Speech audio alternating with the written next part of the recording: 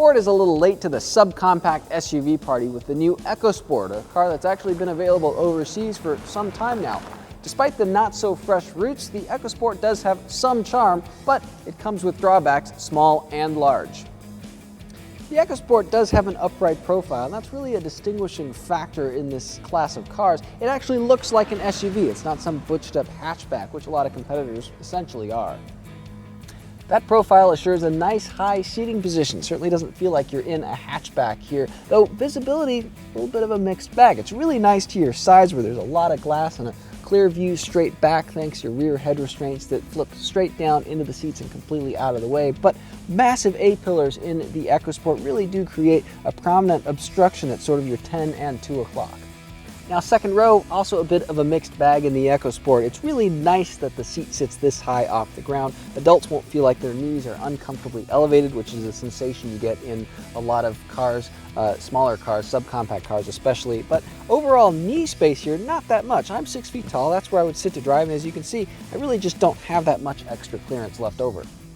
Now, the cargo space leaves a few things to be desired. First of all, instead of using a conventional lift gate, Ford uses this swing gate right here for the EcoSport, and if you've ever parallel parked in a city, you often don't have this much space behind the car to actually fully open it and access stuff. Ford also puts this right here. This is the release. It kind of incorporates it into the taillight. Sort of an interesting area to put it, but from afar it just looks like you've got a broken taillight.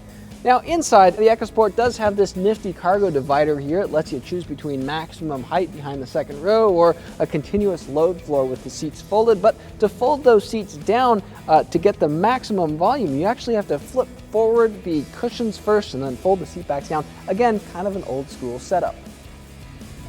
Now, front-wheel drive models have a 1-liter turbocharged EcoBoost 3-cylinder engine. I know, EcoBoost in an EcoSport, but the latter has a different pronunciation because, well, its name came first. Either way, whatever you want to call it, there's decent power past about 2,500 RPM or so, but some editors complained about excessive lag starting out.